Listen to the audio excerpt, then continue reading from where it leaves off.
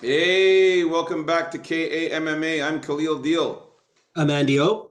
and we are KAMMA. We are about to talk about our final predictions, thoughts, and weigh-ins, and we are going to talk about the prelims.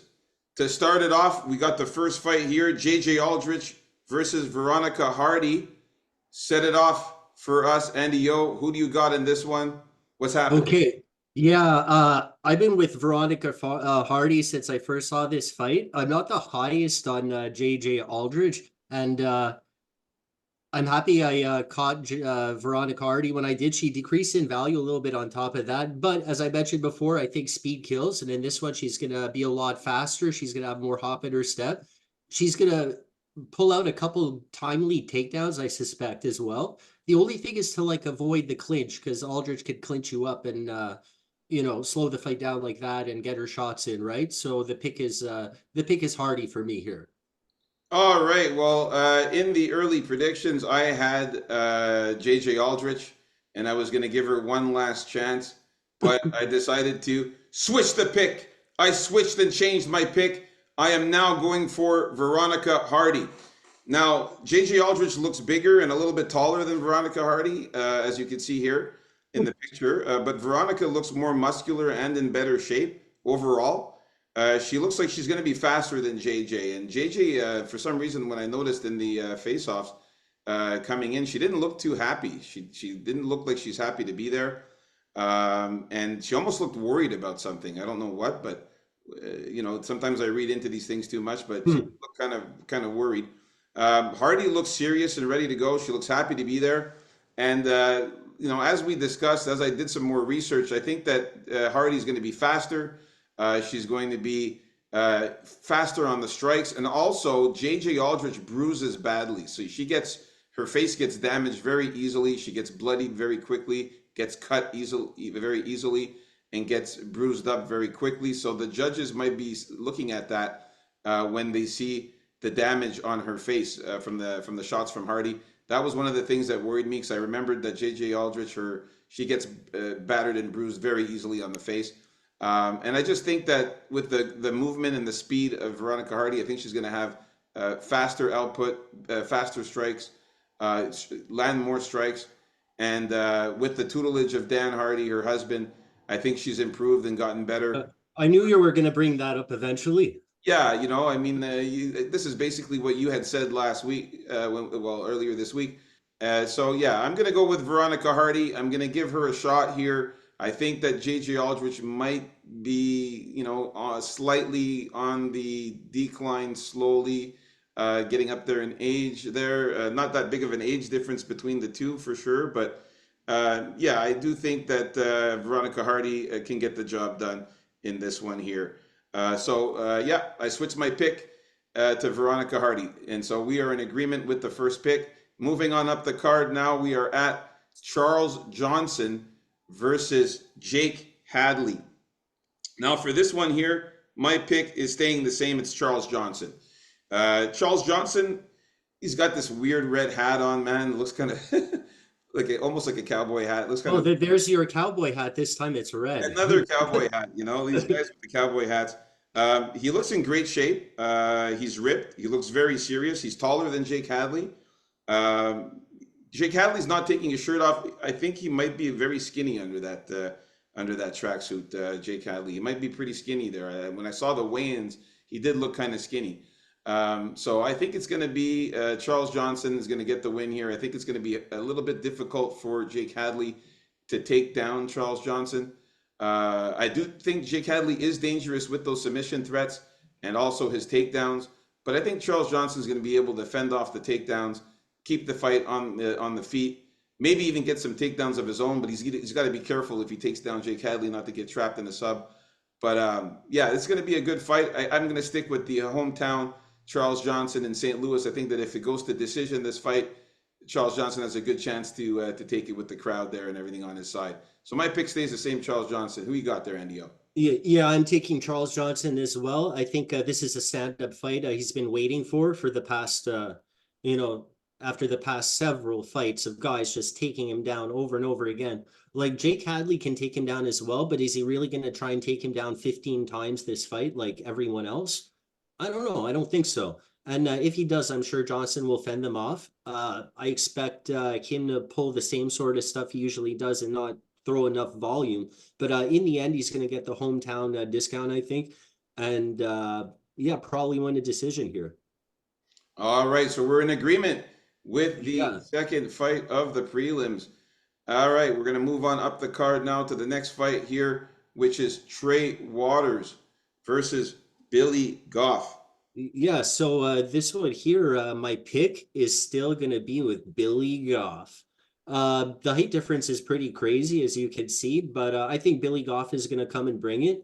He's going to bring it in the way that he has something written down on his chest there that you can't really make out, but you can kind of see the squiggle there. And it says like "be tough" or something like that. That's the way I expect him to come into this fight. He knows he has to get in there. He's not afraid of getting in there. And I'm telling you, man, again, I'm gonna predict the body shots will have an effect in this fight. It may not like be the thing that puts Trey Waters out, but it's gonna be a thing that leads somewhere, right? Good body shots. I love this guy's body shots. I hope he doesn't forget about them. And that's gonna be my pick, Billy Goff. All right. Well, in this one, my pick remains the same. We were in disagreement, and we still are. And I'm going with Trey Waters in this one. Now, Trey Waters is huge. This guy is 6'5". Billy Goff is 5'10". He's my height. This is a 7-inch height difference. Also, the reach difference for Trey Waters is 5 inches approximately. Well, it should be 4.5, but pretty much 5 inches in reach advantage for him. Trey Waters is huge, as you can see here, towering over Billy Goff here. And he's in great shape. He's ripped. Billy Goff is a little thicker than Trey Waters and is a bit more muscular. But Trey Waters is just absolutely huge, humongous for the division. Trey Waters, man, as long as he keeps this fight at a distance, he knows he's pretty good at his keeping a good safe distance and keeping his range. If he just stays away from Billy Goff coming forward at him, just hitting him with the jab, punching straight instead of, as you can see in this picture, he's looking up at Trey Waters. He has to punch upwards. If you look at his right fist, that has to go upwards to hit Trey Waters in the face. It's not going to be that easy if Trey Waters is moving around, moving his head, backing up, circling. He's going to have a hard time, Billy Goff, landing and getting inside in on Trey Waters. So I think Trey Waters, if he stays at distance, keeps jabbing him from a distance, gets those leg kicks in there from a distance, I think he could piece him up on the feet and give Billy Goff a hard time. So my pick is still going to be my man Trey Waters here, but I am going to say Billy Goff is dangerous and he is a good dog. All right, so we are in disagreement in that one. Moving on up the card to the next fight, we got Tabitha Ricci against Tecia Torres. In this one, I am going to keep my pick. I'm going with Tabitha Ricci in this one.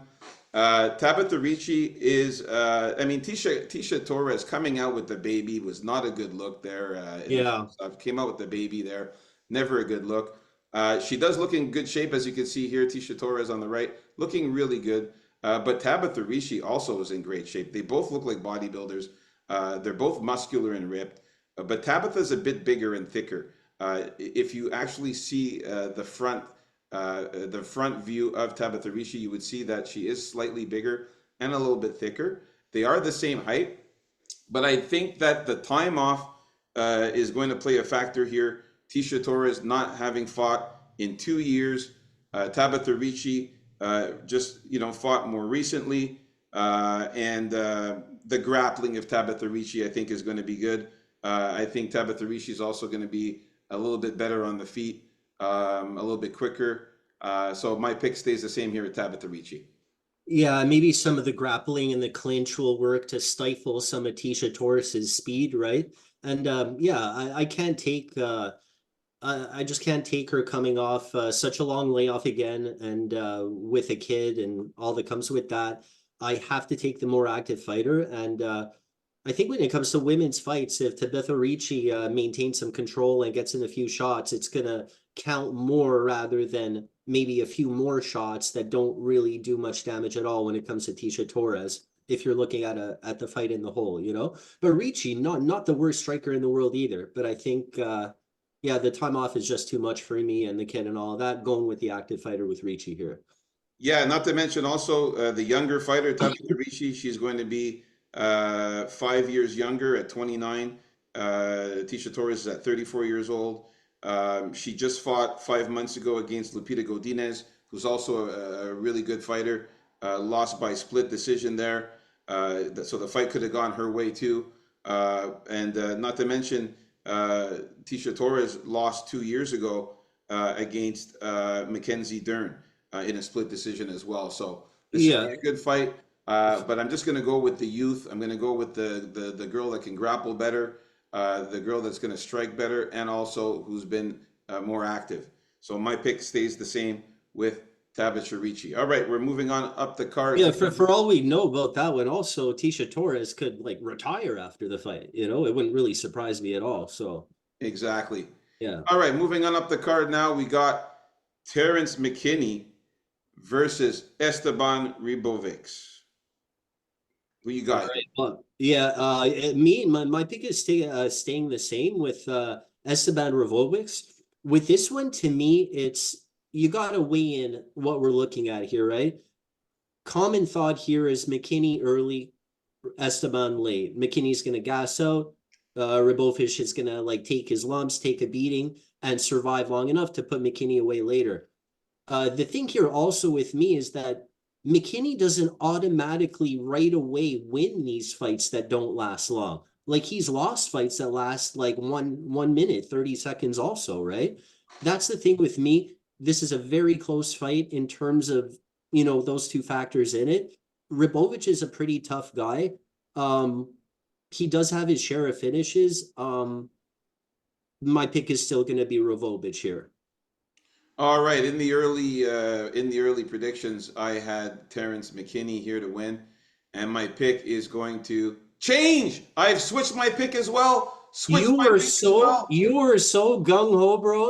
With McKinney last time, you almost made me like decide, hey, you know what? I'm gonna be going with a dog here, McKinney at this value. I'm putting a bet on him alone because it's worth it straight up. I didn't do it. I didn't get to that point, but you almost had me. You gotta tell me how you're going the other way, man. We are going to be talking about the betting later on in our bets video. I definitely do still think Terrence McKinney is a live dog. He's a great finisher. He's got nothing but knockouts and submissions. He's never lost by decision, never won by decision. He goes in there, he gets finished, or he finishes the other guy off. So Ribovic has beaten nobody, you were saying. this is going to be a crazy fight. No, I still think that Rabovics it has not fought as good as opponents as Terrence McKinney. As you can see here, Terrence McKinney is slightly bigger, a bit bigger and more muscular than Esteban. From this side view, you can't really tell, but from the front view, you can. Esteban is more ripped, but he is skinnier, and they are the same height. The reason why I switched to Esteban in this one is kind of what you were saying as well just before, and also what you kind of convinced me into when I was looking into the research here, is that you're right. Terrence McKinney has a tendency that if he doesn't get the finish in the first round, or in the maybe the beginning of the second round, he starts to tire out and starts to gas out. So if Esteban Ribovics can weather the storm and avoid getting finished in the first round, there's a good chance Esteban can win in the second and third round.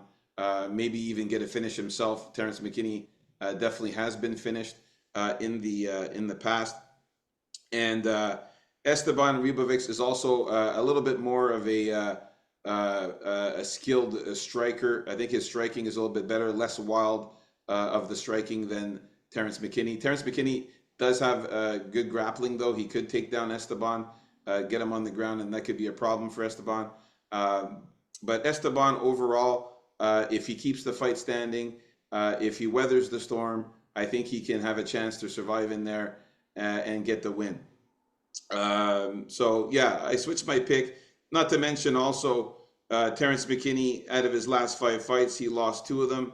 One of them was to Nazim Sadikov by rear naked choke, and Sadikov is also a guy who's good at grappling and good at submissions. He also lost to uh, Ismail Bonfim by knockout as well. So he could get knocked out. He could get subbed. Uh, the last win for Esteban was against Kamwilla Kirk by decision. He also lost to Loic Razabov by decision.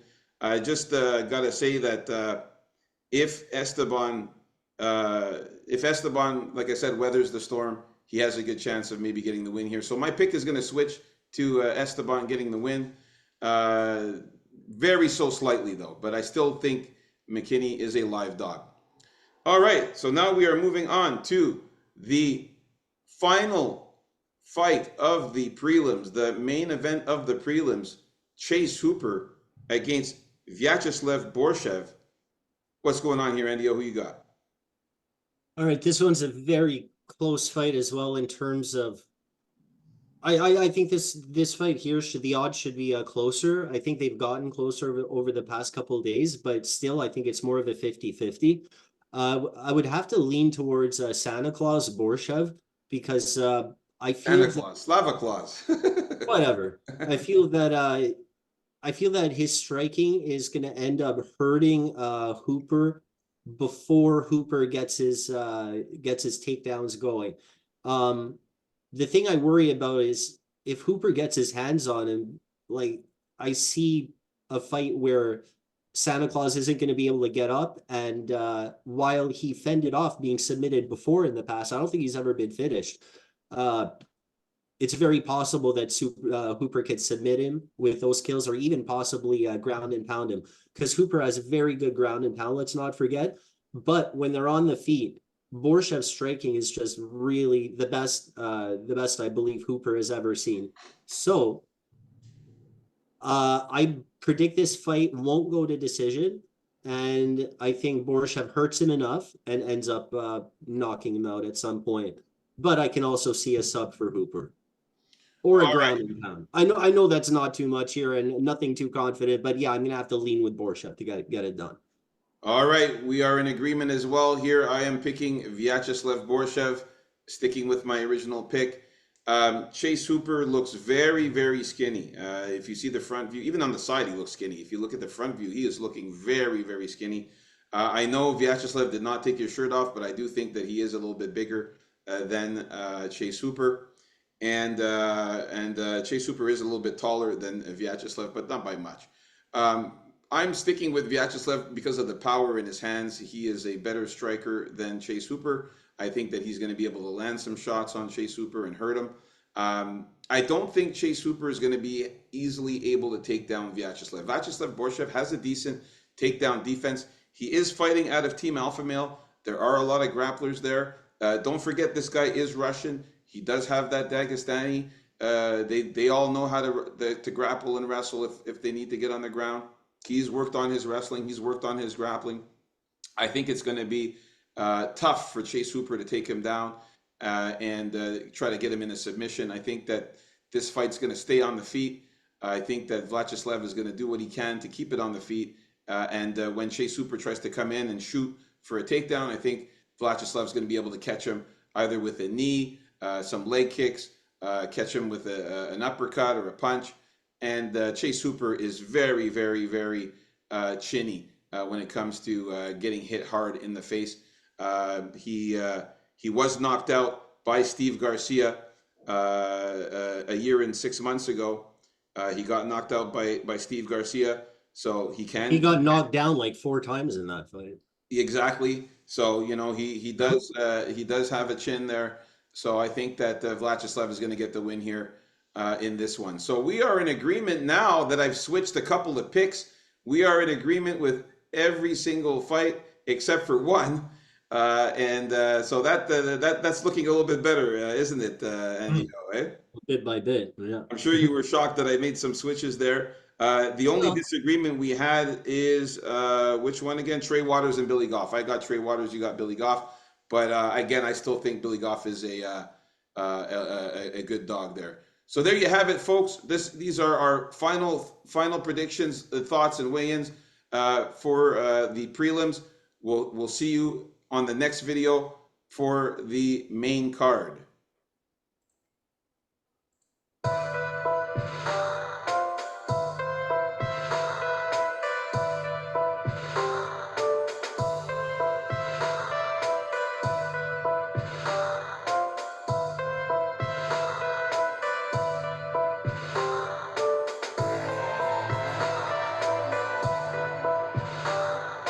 All right, peace out, folks.